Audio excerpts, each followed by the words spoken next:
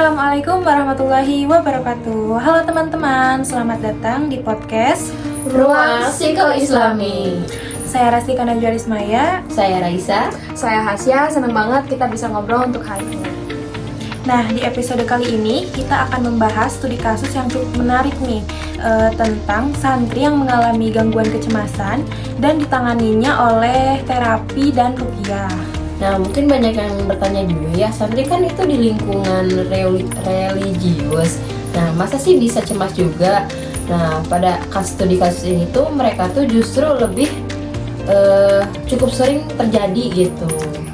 Benar ya, tadi dari penelitian ini tuh dijelasin bahwa meskipun santri berada di lingkungan pesantren gitu ya, tetap ada konflik dari lingkungan sosial, tuntutan peran, dan konflik batin yang bisa mengganggu kesehatan mental mereka. Bahkan dampaknya juga bisa sampai ke fisik gitu, seperti gemetar, keringat dingin, jantung berdebar, sampai menghindari sosial gitu. Kalau nggak salah ada 2 santri yang menjadi partisipan dalam studi kasus ini kan. Partisipan pertama mengalami kecemasan itu saat berada di lingkungan ramai dan saat bertemu ustadz dan ustazah. Dia sering berpikir negatif dan mencoba untuk menghindari. Nah, sedangkan partisipan yang kedua ini lebih cemas dalam situasi organisasi dan interaksi sosial gitu. Jadi takut salah berbicara atau takut dinilai oleh orang lain. Itu tuh mirip banget nggak sih sama kecemasan-kecemasan yang sering kita temui di kalangan mahasiswa? Nah, menariknya pendekatan yang digunakan itu bukan hanya dalam segi psikologis, tetapi juga dalam segi spiritual, yaitu terapi dengan sholat dan ruqyah. Nah, terapi sholat ini juga bukan sekedar untuk menggugurkan kewajiban gitu, tetapi benar untuk dijadikan sarana relaksasi, mendekatkan diri kepada Allah Subhanahu wa Ta'ala, dan untuk menenangkan pikiran. Kalau ruqyah itu tuh lebih ke pembacaan ayat-ayat Al-Quran untuk menenangkan batin dan juga membersihkan isi hati juga dari pikiran negatif gitu. Dan sebelum terapi, partisipan juga diberikan psikoedukasi gitu ya, supaya mereka paham hubungan antara perasaan, pikiran, dan perilaku mereka. Nah, setelah menjalani terapi, perubahannya juga cukup signifikan gitu ya. Nah, iya benar. Kedua partisipan itu mulai bisa berpikir lebih rasional, lebih tenang, dan nggak menghindari situasi sosial yang sebelumnya mereka itu takut. Walaupun sempat ada naik turun kecemasan, tetapi itu tuh jadi bahan evaluasi dan pembelajaran juga buat mereka gitu. Nah, artinya proses penyembuhan itu kan bertahap dan butuh konsisten gitu ya, terutama dalam latihan relaksasi dan ibadah.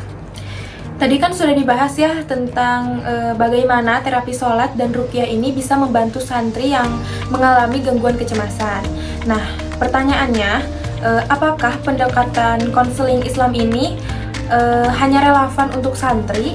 Iya, soalnya santri kan hidup di lingkungan religitas ya. Nah, kalau remaja itu pada umumnya tuh yang hidup di tengah tekanan media sosial, sekolah, terus juga lingkungan keluarga yang beragam gitu. Apakah nilai Islam masih bisa efektif? Nah, ini yang menarik, karena ada jurnal yang secara khusus membahas remaja umum, bukan santri seperti yang tadi gitu ya. Bagaimana nilai tauhid ini diintegrasikan dalam konseling Islam untuk meningkatkan kesehatan mental remaja. Dalam jurnal integrasi nilai-nilai tauhid dalam model bimbingan dan konseling Islam untuk kesehatan mental remaja, dijelaskan bahwa remaja ini berada pada fase yang sangat rentan secara emosional. Mereka ini menghadapi tekanan akademik, lalu tuntutan sosial, konflik keluarga, dan krisis identitas diri mereka. Makanya gak heran gak sih kalau misalnya remaja-remaja itu mengalami kecemasan, overthinking, merasa tidak berharga, bahkan sampai gejala depresi gitu. Betul, dan yang membedakan dengan santri, remaja ini seringkali tidak punya coping spiritual yang kuat gitu ya. Sehingga ketika menghadapi masalah, mereka ini merasa sendirian. Nah, bisa dijelaskan gak sih contoh kasus remaja yang dibahas dalam pendekatan ini? Contohnya, seorang remaja mengalami kecemasan berlebih dan rasa tidak percaya diri karena sering membandingkan diri mereka dengan orang lain, terutama di media sosial. dan di lingkungan sekolah juga. Ia merasa gagal, takut tidak memenuhi ekspektasi orang tua, dan mulai menarik diri. Itu sangat realistis banget gak sih yang sering kita temui di sekitar kita? Ya, dalam konseling Islam berbasis tauhid ini, konselor tersebut membantu remaja memahami bahwa hidup ini tidak sepenuhnya harus dikendalikan sendiri. Lalu ada Allah sebagai tempat bergantung, nilai diri manusia yang ditentukan oleh prestasi dan penilaian sosial tetapi oleh Allah. Kesadaran tauhid ini tuh membantu remaja melepaskan beban perfeksionisme dan rasa takut gagal mereka. Jadi ini tuh fokusnya bukan sekedar untuk menghilangkan gejala psikologis gitu ya, tapi juga untuk membangun makna hidup seseorang.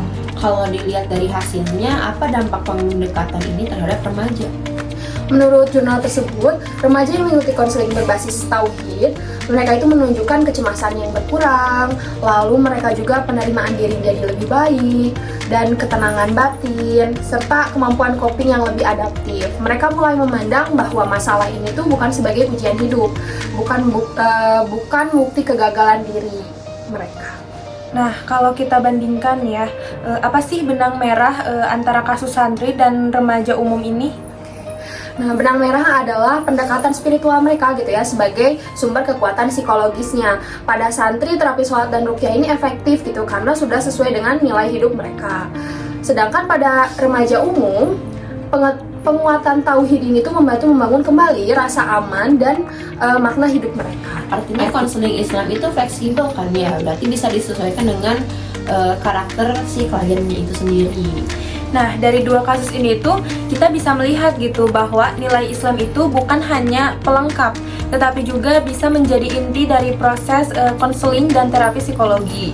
Baik pada santri maupun remaja umum itu berarti pendekatan Islam membantu klien merasa lebih tenang, bermakna dan tidak sendirian lagi ya berarti. Iya, betul.